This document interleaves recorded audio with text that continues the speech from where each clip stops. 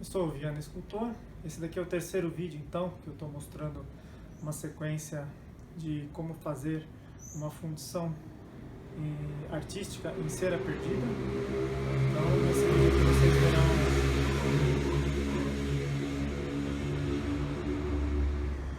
nesse vídeo aqui vocês verão, então, a feitura do bloco sobre a cera. Então, nesse vídeo aqui eu vou mostrar mais alguns detalhes da preparação da cera, né? O direcionamento, os canais, enfim, o caminho que o metal tem que fazer para preencher a peça. E a feitura do bloco em si, né? Com gesso, areia e manta de fibra de vidro. Espero que vocês gostem. Peço então que compartilhem. Quem tiver mais dúvidas e comentários, por favor, escrevam aqui abaixo e eu respondo assim que possível. Muito obrigado. Bom, eu resolvi mostrar outras maneiras, né, de fazer os moldes aí das peças com diferentes materiais. Então, essa peça é uma peça antiga que eu tinha de madeira, que eu resolvi tirar o molde, porque eu tentei fazer uma vez uma fundição em areia dela e ela ficou muito pesada, ela inteiriça, né? Então eu vou fazer ela oca, para isso é o mesmo sistema. Só que não dá para eu tirar em gesso, então eu tirei o molde dela em silicone e aí esse gesso em volta é para segurar o silicone no formato dele, né? Enfim, uma barreira mesmo para ele ficar duro. Eu poderia fazer somente de silicone, mas gastaria muito silicone, então por isso que eu ponho o gesso em volta assim, para segurar a parte de silicone. Aí depois eu vou colocar a cera, como vocês verão logo em seguida. A outra peça também que eu fiz, que eu preparei, que vocês verão logo em seguida, é o padre, né? Que é uma peça mais fininha, né? E ela vai ser toda preenchida também, não vai ser oca. Mas eu também fiz o molde dele em silicone. Era uma peça de cera que eu tirei o silicone para tirar mais cópias dela em cera.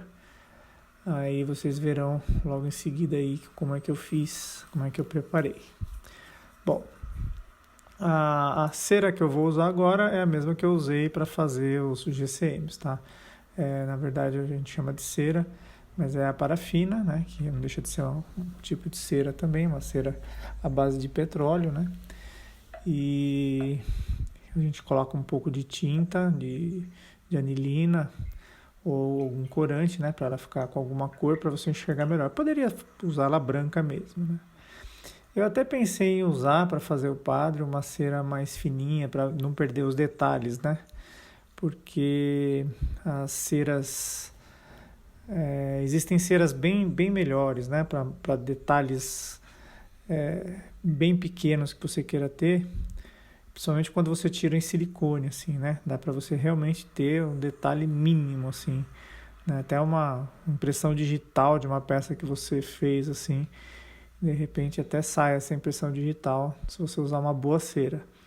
Já nessa cera aqui, né, que é a mais básica que tem, não fica com tanto detalhe, mas tudo depende, obviamente, do tipo de peça, do tipo de arte que você está preparando.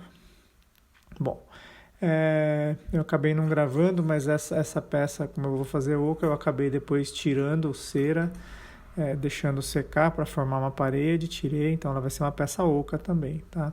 Bom, aqui eu estou abrindo então a peça, você vê que eu faço ela, o gesso eu quebro, né? Ele está todo em pedaços e para poder obviamente abrir, puxar, né, o silicone, abrir a peça sem quebrar a peça e tirar toda a peça.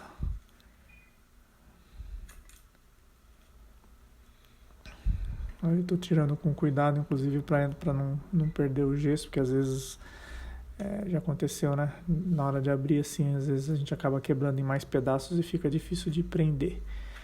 Diferente da peça do guarda que eu tive que fechar com argila, né, para não vazar a cera, essa não precisa porque está bem fechado, está bem vedado o próprio silicone, né? Eu fiz de um jeito que o contato de silicone com silicone fecha bem a peça e não vaza o silicone, tá? Então é diferente de fazer direto a cera no gesso, de fazer com a peça assim com silicone. Existem vários vídeos na internet Essa é a peça original, tá? Tô mostrando, né, uma do lado da outra, a peça de madeira e a cópia. Mas existem vários vídeos na internet que mostram como fazer moldes, assim, né? Esse pessoal que faz peças de resina, esses super-heróis, hoje em dia é muito comum, né? O pessoal fazer esculturas de super-heróis e outros personagens, assim, para fazer normalmente em resina. E é a mesma ideia, né? Só que daí, no caso, eu tiro a peça em cera para depois fazer a fundição. Outra curiosidade que acabou de acontecer, que a perninha, né? O gambito do meu padre ali acabou de quebrar porque é muito fino, né? Uma gamba, italiano gamba é perna, né? A perna fina do padre quebrou. É bom até pensar em fazer um reforço na hora de fazer a fundição. Aí eu notei na hora que eu tirei, eu estou passando o estilete ali no silicone, porque na hora que eu tirei eu notei que ficou um buraco embaixo do queixo do padre. A mesma posição que eu vou fazer a fundição é a posição que eu coloquei a cera. Então, na maioria das vezes, quando você coloca a cera numa peça, ela na mesma direção que você colocou a cera, é o caminho que vai fazer o metal. Então eu fiz ali um corte no silicone para ter mais um canalzinho ali indo para o pescoço para completar melhor. Bom, aqui eu já estou preparando um pouquinho de gesso para preencher as partes internas das peças que tem parte interna, né? Então aqui eu preparei num potinho pequeno gesso, areia e água. Tá? Eu meço mais ou menos um terço de cada parte, assim, tá? Um pouquinho mais de gesso, na verdade. Eu faço muito no olhômetro, eu não tenho exatamente uma medida exata, assim. Você vai fazendo, você vai acostumando e percebendo o quanto que precisa para endurecer. Aqui eu já estou até com a mão, né? Ali anteriormente, como era pouco, eu fiz com uma colher, aqui eu fiz com a mão, e com a mão você sente quando o gesso começa a engrossar. Inclusive, na hora que ele começa a endurecer, você tem pouco tempo para trabalhar. Ele endurece em poucos minutos, assim, dependendo da quantidade que você está trabalhando, você tem que ser meio rápido. Então, aqui eu estou completando as partes internas, né, dos 2 GCMs que já estavam prontos. Né? Não completou, outra coisa, né? Não completou, por exemplo, ali, vai faltar um pouquinho, não tem problema, depois parar, continuar, fazer mais e completar, tá? Inclusive eu vou fazer isso durante todo o processo. Eu vou fazer de um lado, esperar, virar, fazer do outro lado, esperar, depois eu vou vir com a manta e tudo mais. Bom, aqui já está um pouco mais adiantado. Eu já quando tinha sobrado um pouco da peça, tá até uma peça com um pouco de gesso ali melecado, né? Então aí, ó, por exemplo, já estava até passando um pouquinho o ponto do gesso. Era melhor que tivesse um pouquinho mais mole para essa primeira jogada aí. Exatamente para pegar bem os detalhes da peça, o ideal seria que ele tivesse um pouco mais mole esse gesso. Ele já estava endurecendo um pouco demais. Mas ainda assim está num ponto bom, né? Lembrando que é gesso e areia, tá? Eu não trabalho somente com o gesso, eu ponho areia também. A areia tem uma função, na verdade, refratária nessa história. Às vezes as pessoas me perguntam sobre o gesso refratário. No caso, a areia, o que tem é a sílica da areia, que é basicamente quase o mesmo componente que eles colocam no gesso chamado gesso refratário, né? Eu poderia estar usando o gesso refratário também, não faria tanta diferença assim. Mas como é muito mais barato eu fazer assim, então eu opto por fazer assim. Tá? Bom, ali também sobrou um resto, tá vendo que eu estou colocando, já está bem endurecendo também. Estou sempre correndo o risco ali, né? Como está muito duro, de formar uns buracos maiores, aí tendo uns buracos maiores vai acabar tendo alguns defeitos na peça, eventualmente com mais material. Mas é melhor ter mais material do que menos, que depois você tira o material, né? É mais fácil tirar do que colocar material. E no caso dessas peças, como elas são de metal, depois também dá para colocar, dá para soldar também, né? Completar um pedaço ou outro. Às vezes você até monta algumas peças assim, você faz separado e depois monta ela com solda mesmo, né? Mas não é o caso. Bom, nessa continuação já é um segundo gesso que já estava mais mole, que eu fiz de propósito ali mais mole para fazer a outra peça ali, mais mole não, né? Ele está num ponto que ainda não endureceu tanto quanto o da primeira vez, tá? E aí eu já vou, tá vendo que eu já vou completando um pouco mais, cobrindo tudo, né? E vou cobrir tudo e vou deixar esperar um tempo ali, esse gesso todo secar, para depois virar a peça e completar o outro lado também, tá? É isso aí.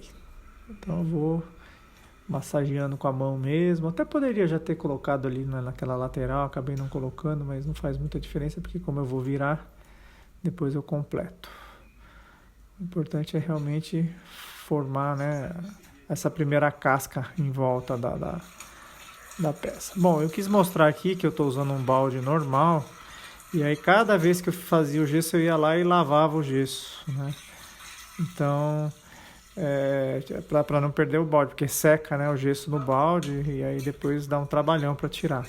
Existem uns baldes de borracha que são bem mais fáceis de tirar, mas eu não tenho esses baldes, então eu uso o comum. Então toda vez eu faço, uso e vou logo em seguida lavo, aí faço de novo e vou fazendo assim. Bom, aqui eu estou me preparando para virar. Notem que eu coloquei um plástico embaixo, né? Ó, tá vendo que ficaram uns buracos meio... na verdade não ficou bom isso daí, né? O ideal seria que tivesse ficado só mais do outro lado, não tivesse atravessado tanto assim. Agora eu vou ter que necessariamente jogar um gesso bem mole para entrar nesses buraquinhos aí. Um gesso para completar bem, encostar bem. Esses buracos aí, se ficarem buracos, como eu já falei uma vez, e nesses buracos aí depois que vazar a cera, né, depois que derreter a cera, vai ter uns buracos a mais e esses buracos também podem, na verdade, virar metal, né? Mas agora não tem muito mais o que fazer, porque já endureceu bastante. E se eu for tentar quebrar uns pedaços para ver como é que tá, ali até apontei com o dedo, né? Se eu for tentar quebrar, eu posso quebrar a cera e aí não vai dar menos certo ainda. Então eu vou continuar daí mesmo. No caso eu peguei agora um gesso mais mole, né, quase líquido mesmo, e dei uma completada ali naqueles buracos. Esse daí o outro lado aqui. Acabei pulando a gravação dessa parte de que eu coloquei mais gesso. Então já tinha colocado o gesso, tá? Aqui eu já estou vindo então com a manta de fibra de vidro, tá? Então eu compro a manta de fibra de vidro, ela vem por metro, né? Aí eu rasgo vários pedaços dela, é bem fácil de rasgar, ela meio que desmancha assim, são várias fibrinhas. E aí você mergulha no mesmo gesso, areia e água, na hora que está começando a endurecer, assim, tá, logo no começo você já pode colocar, e aí vem colocando ali em volta. Tá vendo que eu estou embrulhando a peça com essa... É como se eu estivesse fazendo o gesso de alguém que quebrou o braço e a perna, né? Todo mundo já teve essa experiência, eu já ouvi alguém colocando um gesso, é meio parecido assim, né? Como se parece que você está enfaixando, só que no caso aqui não é uma faixa, né? São vários pedaços que você vai embrulhando a peça, que vai dar essa resistência, né? E vai formar um bloco em volta dela. E como ela também é fibra de vidro, né? Essa fibra de vidro na alta temperatura, quando a gente derreter, ela também vai ajudar a estruturar, né, e fazer esse trabalho da questão de ser refratário, né? Como eu expliquei, né, que é tanto areia, e o vidro que é feito de areia também, enfim, é tudo material refratário, no caso, que vai ajudar aí a manter bastante a temperatura e ao mesmo tempo vai formar uma casca, né, que vai segurar e vai manter internamente o formato que a gente quer, que é o formato da cera que vai derreter. Aí eu estou apertando com os dedos, tal. Então, normalmente esse serviço, quando eu faço ele mais peças e um pouco mais rápido do que isso. Como eu estou filmando, mostrando em menos quantidades e o ângulo, às vezes eu me atrapalhei um pouquinho para fazer esse trabalho. Mas normalmente é um pouco mais bruto o trabalho. Eu estou meio delicado aí, mas a gente costuma ir jogando e já apertando e faz uma meleca mesmo e enfim, aliás, vira uma meleca só, assim, esparrama gesso para todo lado, né? Tem que ser meio rápido porque o gesso ele vai endurecendo, ele pode passar de um ponto que já não dá mais para completar, né? Agora, por exemplo, eu vou começar a colocar o gesso por cima, cortei o vídeo, mas enfim, eu coloquei o gesso por cima e fui apalpando com a mão, alisando, né, para formar a capa. Aqui eu estou mostrando que só fica para fora o copinho, né, que é exatamente essa parte do fundo ali, né, que é o copinho por onde depois, quando derreter a peça, é por onde depois a gente vira para cima ele, é onde a gente depois vai colocar o metal, por onde vai escorrer o metal, né, durante a fundição.